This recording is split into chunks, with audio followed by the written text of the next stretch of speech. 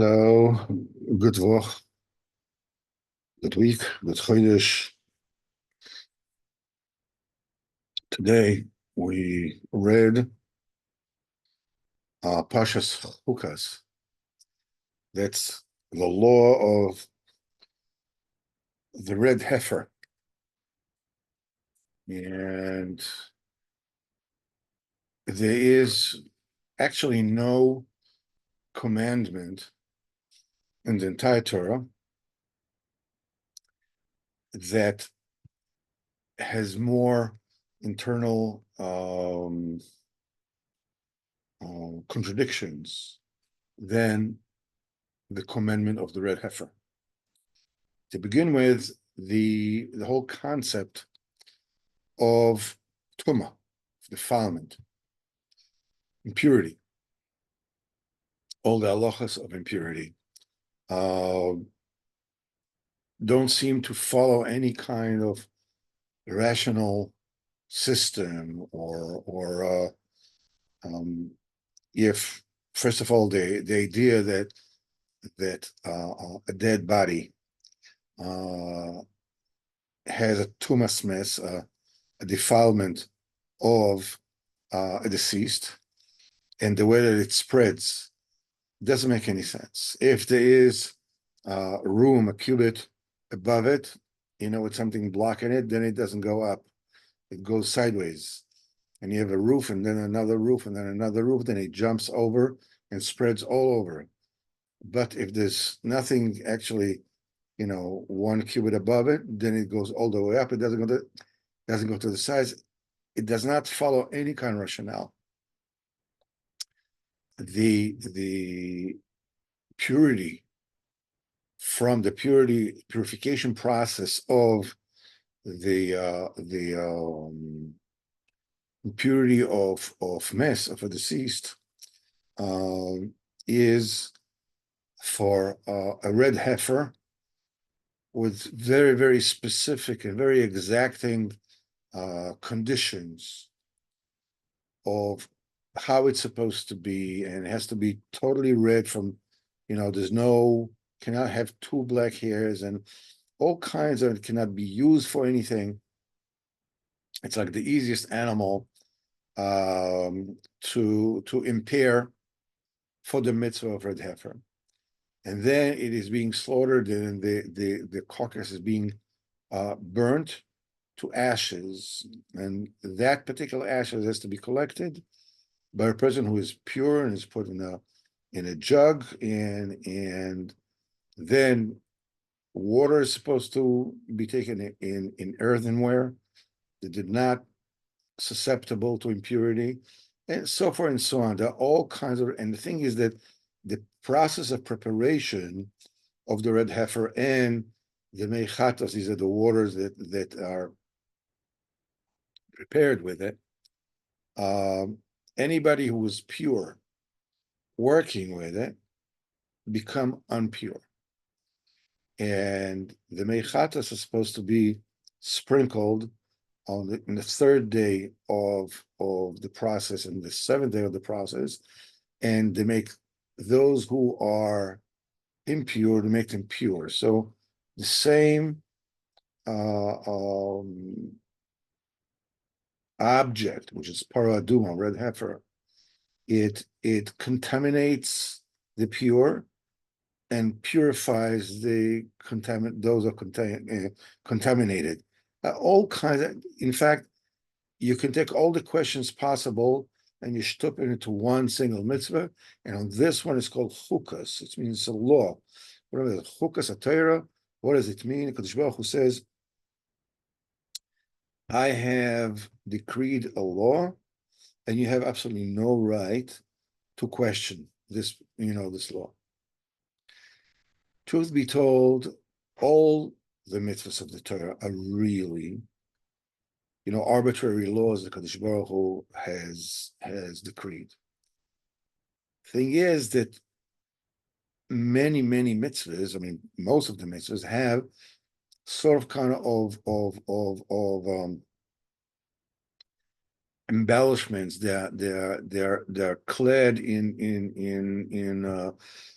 in some kind of reasonable rationale that you can explain, that you can understand, that you can project as to what the ruling, the halakhic ruling will be in such a case or in such a case. In the case of the red heifer that we read today, not only there's no possible rationale, it's blatantly stated as something that escapes all rationale. Even Shlomo HaMelech, who was the wisest of all men, he said that I thought that I was wise, but that particular mitzvah is far off, my intellect. There's no way I can grasp that.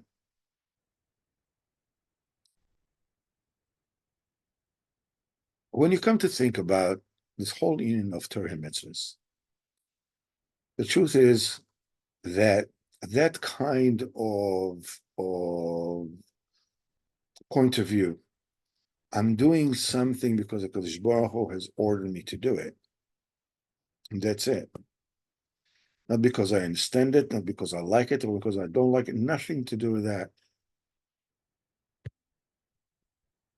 That is the way all the mitzvahs should be performed. The big milah, really, on this thing is that when you have a mitzvah, and that particular mitzvah is a chukah, it's an arbitrary law that defies all convention, logic, explanations, reasonings, anything at all. What it does, it allows for the bounty and the influence of the light of the will of Kadosh Baruch Hu, of Hashem, to go into you untouched by human intellect. In other words, there's no, I understand it, I don't understand it, I like it, I don't like it, makes sense to me. It goes straight in. When a person does that, it is so, people who are far from Yiddishkeit many times can fall into the trap of thinking, oh, you guys are bound and are not free because you have to do things that you don't understand and you can't ask questions. The many things they don't understand, but the first thing they don't understand is people accept to do things unthinkingly out of thought. It's a decision. When a person decides to perform the mitzvahs, to accept the yoke of the kingdom of Hashem Yisbarach, he's doing it willingly. He's not a slave. He makes himself into, he accepts upon that. And the biggest fiction in this context is that if a person would reject the yoke of the mitzvahs to Hashem, he will be free. The truth is, you're always a slave. I think there's a song, a very famous song, it says, you got to serve somebody. If you're a crooked politician or you're this or you're that, whatever it is, you got to serve somebody. Either you're a slave to Kadosh Baruch Hu, or you're a slave to yourself, or you're a slave to society. Society will not have slavery in the sense that people tell you what to do and you have to do it. But society tells you what you to want and what to think. And don't you dare want something else. Don't you dare veer away from thinking and think something else. You're a slave no matter what. It's only when you choose to literally enslave yourself to Hashem Yisbarach that you are really free.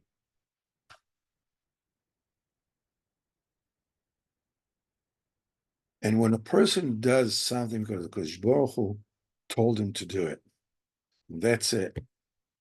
It allows the light of Kodesh Baruch Hu to enter into you and infuse you. In the beginning, you don't feel, it takes time, there are all kinds of ups and downs and trials and tribulations, whatever it is, but it fills you, it changes you. You become something else. The people who are against the, people that are far from Yiddishkeit,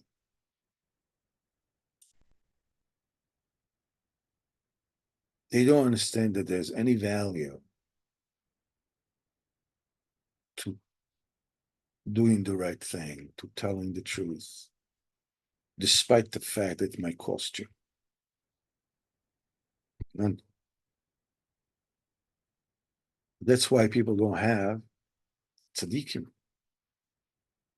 They have leaders, they have this, they have that, but they don't have tzaddikim.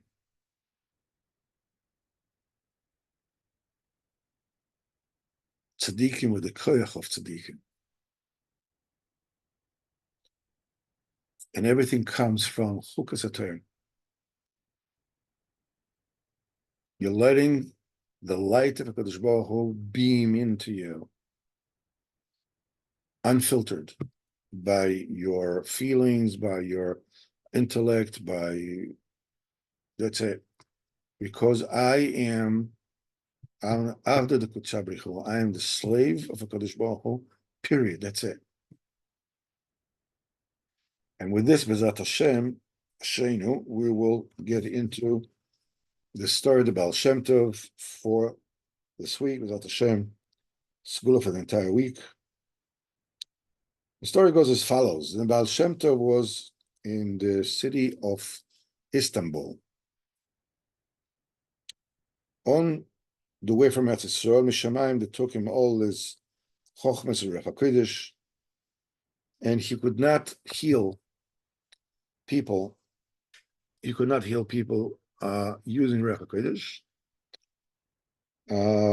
He had to heal like a regular doctor, simple doctor.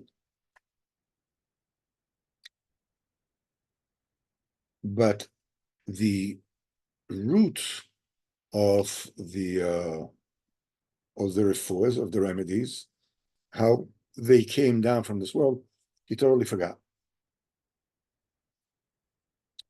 And he became very famous in Istanbul, like a great doctor. And there was a case by a very wealthy individual that his daughter became very ill, and that wealthy person called the Baal Shem Tov to heal his daughter. Baal Shem Tov gave her the remedies,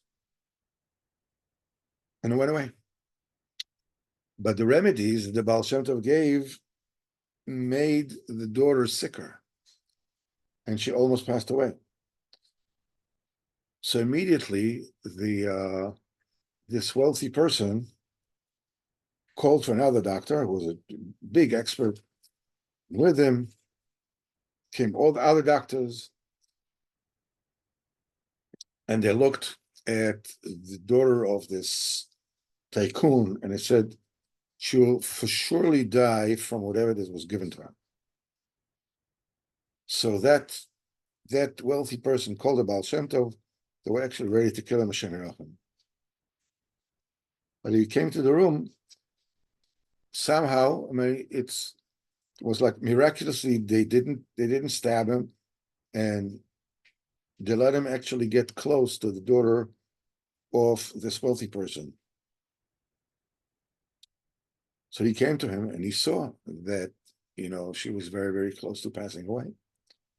So he said, like a simple person, without any kavanas, any kind of divinations, any kind of intentions, he says, B'no Shavlam, I'm in your hand. Please help me this time. The minute he finished, the daughter of this wealthy person sat up on her bed and asked to drink. Everybody saw this immense miracle. You know, she was dying. She was, she was like, yay, close, to passing away. And one moment, she's sitting down and she's drinking, she's asking to drink. So the elder of the doctor said they should search the clothing of the Baal Shem Tov, maybe some kind of a kishuf, this kind of black magic, whatever. They found anything. They saw they couldn't find anything, so they asked the Baal Shem Tov to tell him, what was he doing? So he told them, you should believe me, I haven't done anything. I just asked Hashem to heal her. And they all said, if we knew that we will be able to affect in our davening the way you did, we would become Jewish immediately.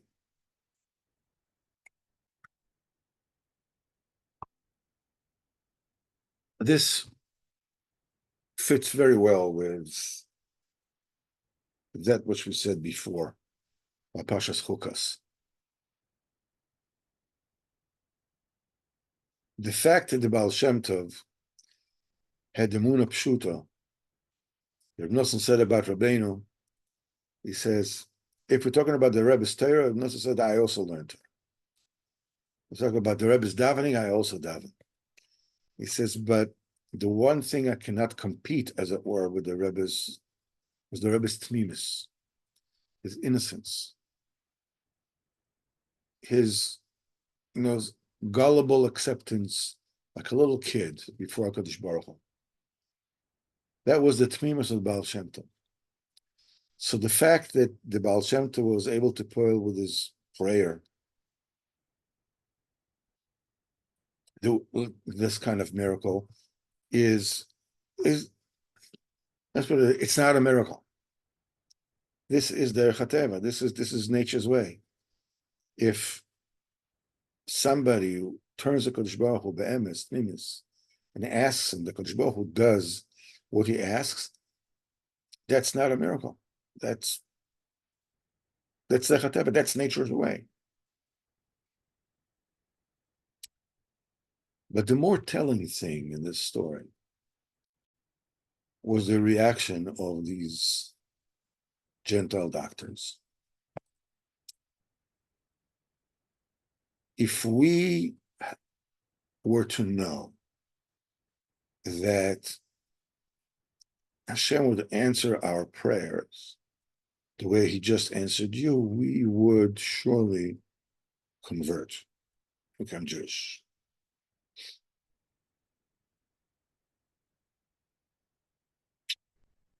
We had an interesting conversation in Shul today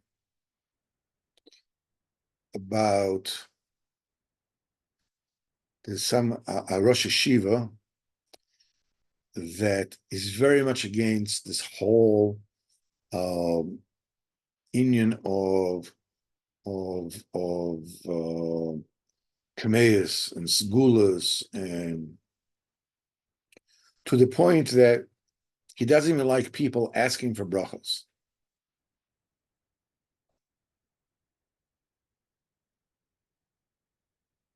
And his reason for it is that this is the antithesis of Yiddishkeit.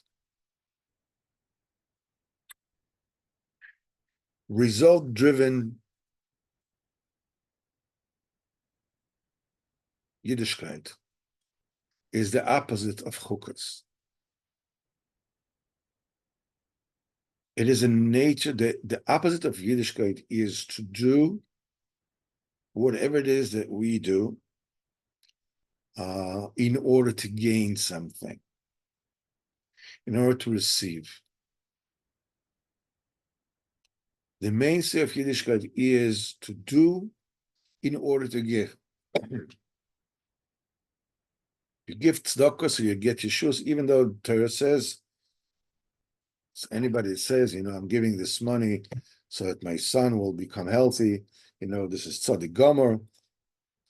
Nevertheless, it's the antithesis of the idea that Yiddishkeit is about giving nachas to HaKadosh Baruch Hu. And it's a deep Indian. It's not just like, listen, it's like the frum thing to do, like the unselfish thing to do, and so forth and so on. It's more than just that. What it is that ideologically, spiritually, when people are similar in their hashkafa, they're considered close. When they are far in their hashkafa, in their point of view, they are far. Anybody who is a communist and another person is capitalist, they're very far from one another. They can be sitting right next to each other, but they're very far. Mitzad tzura. On the other hand, two capitalists, the two sides of the world, two communist sides of the world, whatever, doesn't matter the physical distance, but they are close to one another. Kadosh Baruch Hu is obviously the ultimate giver. When your relationship with the Kadosh Baruch Hu is predicated on you receiving from Him, doesn't matter how close you are to Him, how whatever it is, you do whatever it is He said, you're still the opposites in Tzura from a Kadosh Baruch Hu. Kadosh Baruch Hu is a giver, you're a receiver. You're a receiver. That means being far from Hashem. When you're doing what the Kadosh Baruch Hu told you to do in order to give a Kadosh Baruch Hu pleasure, the Kadosh Baruch Hu is a giver, and you're a giver. This is the closest you can get to Kadosh Baruch Hu. So we had this conversation, so maybe you can understand, this particular shishiva that has this disdain for segulas, for things that work, for amulets and whatever it is, things that are auspicious for various things. But I said, when you actually strip away the cover of this basic truth, you actually find out, in my opinion, at this point in time, that there is a deeper level of truth here. And that is, anybody who is far from a Kadosh Baruch Hu, anybody who is far from the tzaddik emes, is actually, yes, he may be doing what Kadosh Baruch Hu wants him to do, but when push comes to shove, he doesn't get along with the Kadosh Baruch Hu. He doesn't know what to do with the Kadosh Baruch Hu. Most people, most Haredi people too, you ask them, how do you get along with Kadosh Baruch Hu? Says, what do you mean, how do I get along with Kadosh Baruch Hu? You know what you're asking. Kadosh Baruch Hu is in shul, I go out in the sefer, in the siddur, whatever it is, once a year. I go, Yom Kippur, whatever. Okay, fine. That's it. I leave him alone. You want him and me. I know how to get along with the rabbi. I know how to get along with Torah. I know how to go with the Rav. All these things I know what to do. Even prayer, I know what to do. Kadosh Baruch Hu. People are disconnected from Kadosh Baruch Hu.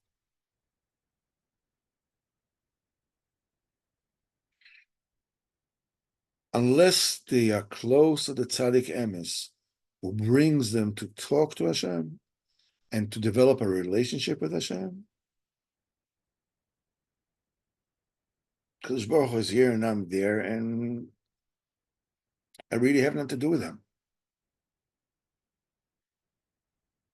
And in such a case, when most people are disconnected from a Kadosh Baruch Hu, The one connection that they really have, which is immediate, is this in of segula, this in of an amulet, something that is you know, do you know why I do this? Do you know why I give tzedakah to this tzaddik or this whatever? This one? Because I believe in a Kadosh Baruch Hu that it will work for me. It's a statement of belief in Hashem Yisbarach in a world where everybody is blind. Yeah, that's not the creme de la creme, the top of the top, as far as the moon is concerned. But all, I don't know all, but people that sneer at schools and whatever,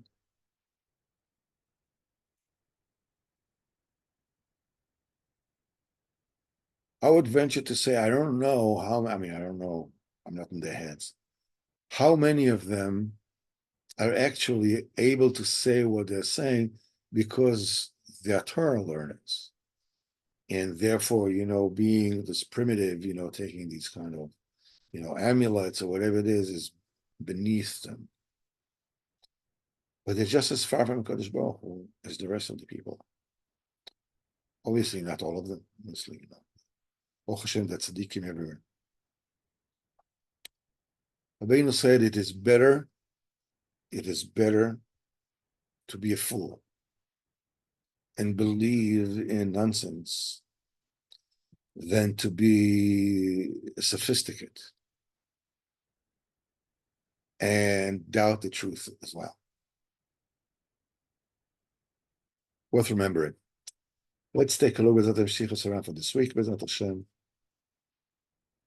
There we are. Let me see.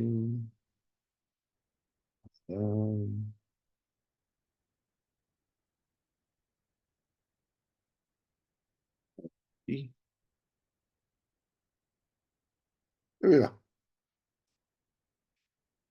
This is one of those blunt saying, this is Sicha 250, Reish Nun. Shamati Bishmoy, I heard from Rabbeinu's name. Shomer Mal Lidoig Al Parnasa. Why do you have to worry about Parnasa? Ala Endaga V'Chashash.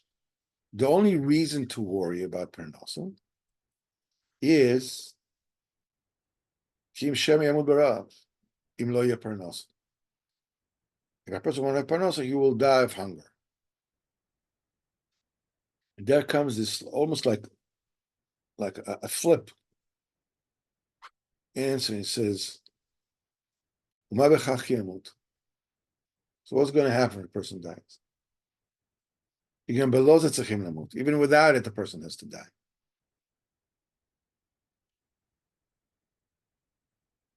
It sounds like almost a flip answer. But like everything that Rabbeinu HaKodesh says, it has depth beyond depth beyond depth. When a person finds himself in a situation that he's worried, what's going to happen? If I'm going to miss the bus, or I'm going to miss the plane, or I won't have the money to do this, I won't have to do this, I won't be able to do this. And we feel pressure from all conditions. Usually the easiest way to relax, first of all, worrying is not going to get things done.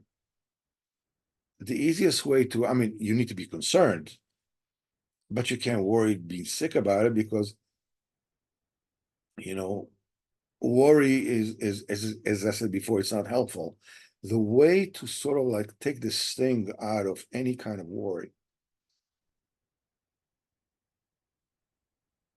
is by saying to yourself, something? let's say they want to happen the way I want it to happen. What's the worst is going to happen?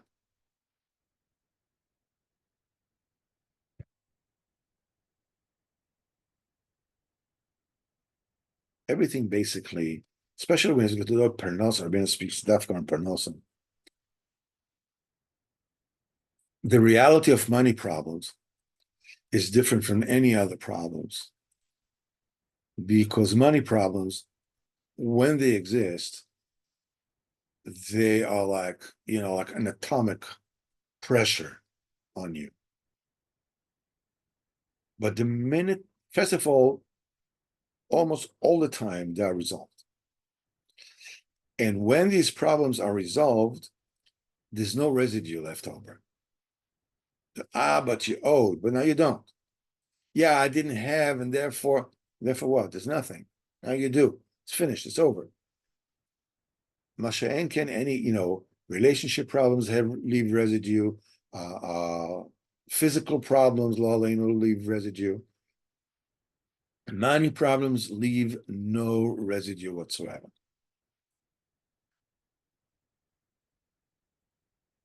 So when you feel that the pressure gets to the point that you don't know which way to run, okay, so let's assume the worst. Okay, this is not going to happen. This is what's going to be.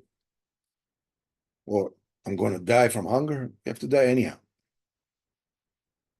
Reb Nosson says that even physical danger, lo aleinu v'lo aleichem, says there's 99.999% Kodesh Baruch Hu is going to save you. And he says, and if he doesn't, to die in Kiddush Hashem, it's the Cadillac way to go, straight to Gan Eden.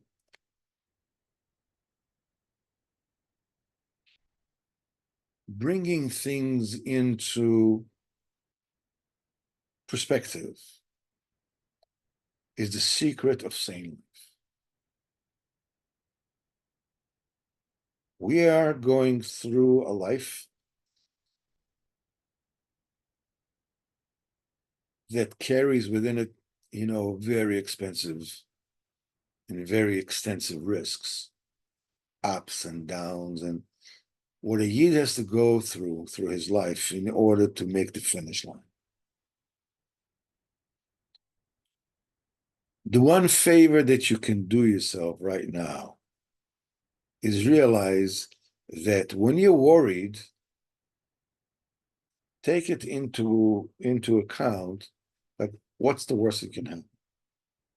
Okay, I won't be able to do this. I won't make the flight. I won't do this. I won't do that. What's going to happen?